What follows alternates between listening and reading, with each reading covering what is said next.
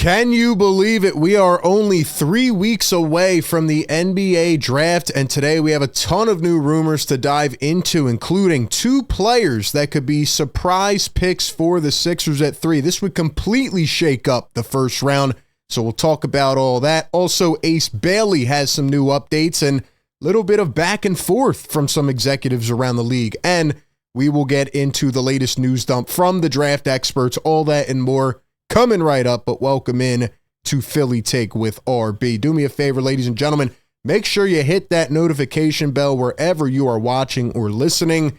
That way you don't miss any of the content. A lot to pump out these next few weeks. Just a quick update. A lot of people have been requesting some second round targets. Later this week, we will drop a video getting into some really good second round selections at pick 35 for Philly. And next week, I think we're going to do a draft live show where we talk about our latest thoughts, players that could be chosen, take your questions, all that and more. And for the channel members, we are still working on a way to give you access to my draft workbook and notes. So if you want to get access behind the scenes to how I'm scouting these prospects, become a channel member today. All right, man, let's start it off with a quote from Myles Turner. This came out after the Indiana Pacers did a really good thing and pleased the rest of the world by advancing to the NBA Finals and taking down the New York Knicks. Anybody but the Knicks. Listen, man, it's going to be a good finals. Ratings, maybe not so much, but I'm excited for it. Thunder and Pacers, and Myles Turner said this about team building. He says, quote, "I think it's a new blueprint for the league. I think the years of the super teams and stacking is not as effective as it once was. The new trend now is kind of what we're doing. OKC does the same thing. Use the power of friendship as how they call it." Or I'll make it even clearer for you. We've been saying this for what, the last 3 weeks now on the channel? You can't have 3 top-heavy stars making max contracts on the roster anymore. You have one injury or one thing goes wrong, no margin of error, and boom, you're screwed. Now, Daryl Morey, on the other hand, is doubling down on it. He's been saying all offseason, we still believe in it. The analytics tell us that it's going to work. Now we have to hope and pray that these guys stay healthy. But I would lean towards the side of thinking with Myles Turner, right? We talked a couple weeks ago about OKC, stack the draft picks, make a big trade or two, and just continue to invest in guys. Then when you have to pay certain guys, you trade them away and you draft more studs. And here they are facing off in the NBA Finals. Speaking of the Pacers and speaking of continuity, shout out to our guy, man, TJ McConnell. Never thought I'd see the day in an NBA Finals, and he's done a damn good job as well.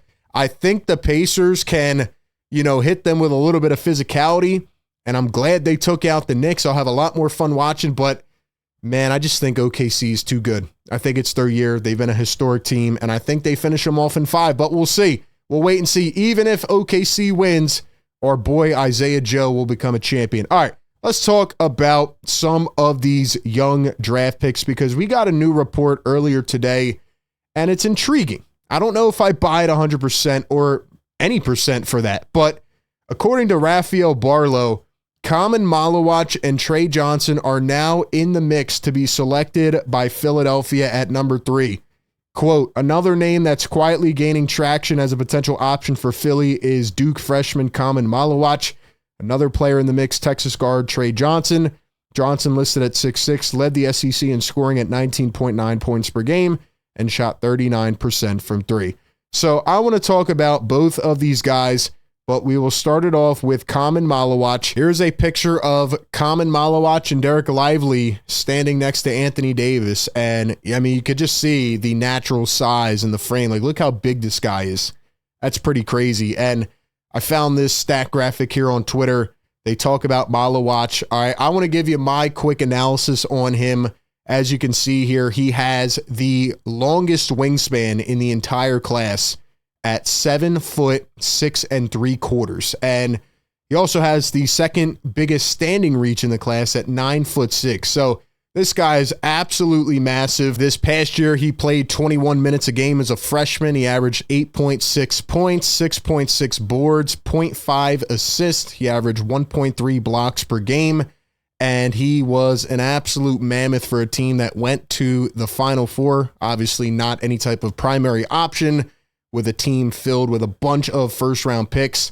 But Khaman Maluach did his thing. He fulfilled his role and he started to generate a lot of buzz at number 3. We saw Daryl Morey at his pro day. Here's my overall take on Khaman Maluach. He is a work in progress. He is not a guy that you take at number 3. He's a guy that you take in the top 10. I mean, his elite measurables, right? His traits, his size, like they all project well into the future though. He moves very well for his size. He has switchable mobility. He can swat shots into a different dimension. And his defensive instincts, especially as a switcher on pick and roll or a hedger, are just incredible. And you can see that there's a lot there to work with. He's a solid finisher on the offensive end, nice touch, soft hands around the rim, and he plays through physicality as well. You know, he's very big. He's hard to, keep in front of you. He's a willing rebounder. He crashes the glass. But the problem is he just is really not developed at all on the offensive side. He has pretty much no self-creation ability. His playmaking's not there. His scoring's not there. Certainly not a shooter yet by any means. His jump shot form is nice though. And when you look at his percentages, he shot 77% from the free throw line last year, which shows that there definitely is room for him to build out this archetype as a three-point shooter as well. But I think it also depends on how you want to play as a team.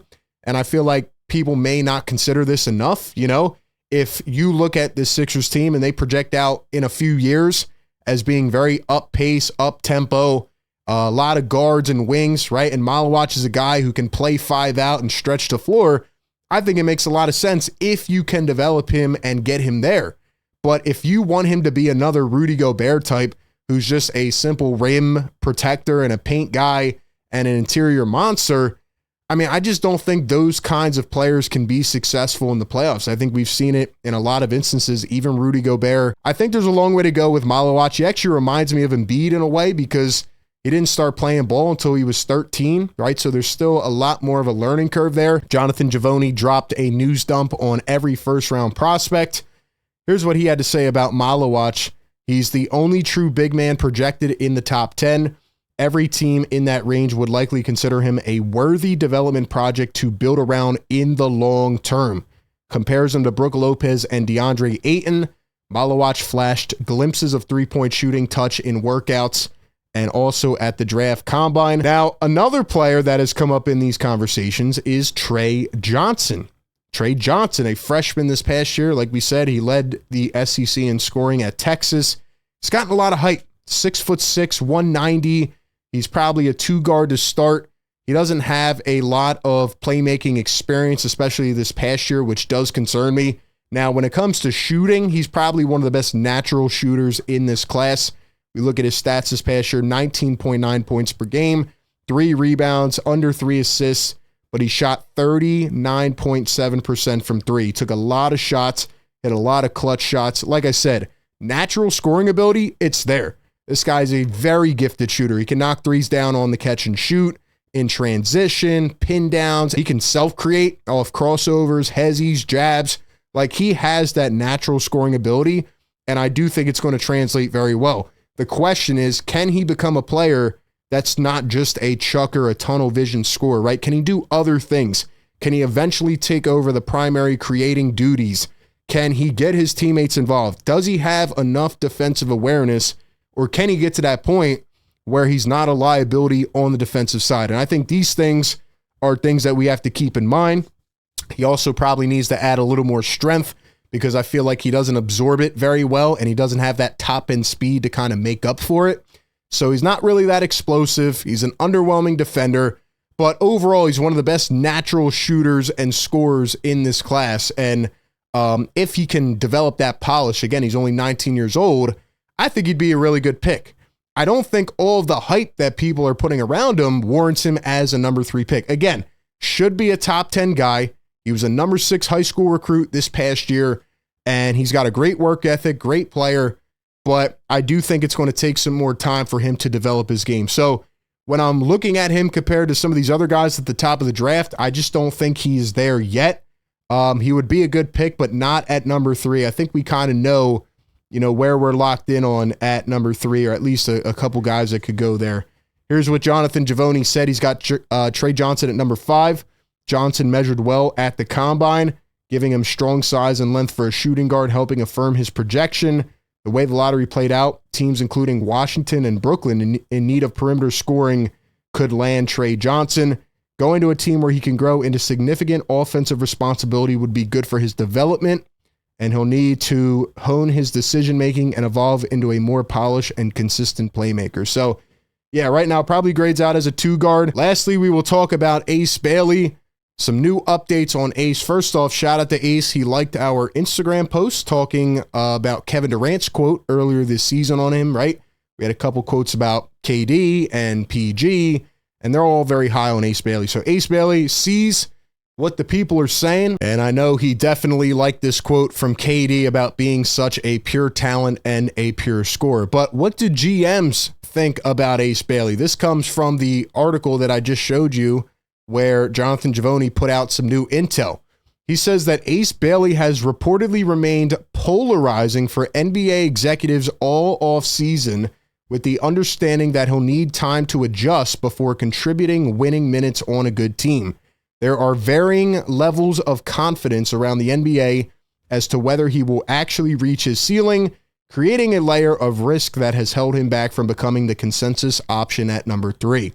The possibility that Philly, angling to win more games next season, opts to go a different direction could move him down the board a spot or 2. And that right there signals to me that in that scenario, they'd probably move up VJ Edgecombe, who, like I said before, is more of a ready now type of player. I would warn Daryl Morey against trying to draft a guy who's just going to contribute to be a winning piece next season. I want to believe, I want to buy in, and I'm starting to. But at the same time, you also have to think about the long term, right? Because if this thing does not work out, this project, which has a lot of risk, it has a lot of investment, a lot of time, but as we saw last season, could go right down the drain again if Embiid's not healthy and if Paul George gets hurt. And based on what we're seeing about team building, if this thing does not work, it's going to be ugly for a couple years. And the best way to get yourself out of that hole is to have a lot of young studs, to build a young core, a young nucleus that can survive for a long time. In my personal opinion, I would think about building out with the best long-term prospect, a guy who can reach a really high ceiling, but it feels like Daryl Morey still could have the inclination to draft a player that is just going to help winning next year and kind of be like that final piece if the rest of the core does bode out well. So it's hard to know what we should actually believe, but just throwing out all the info, give me your thoughts down below. Who do you want the Sixers to take at number 3 right now, or should they trade back? Give me all your thoughts. Appreciate everybody for tapping in. Be sure to like, comment, and subscribe, and I'll catch you on the next one. Peace.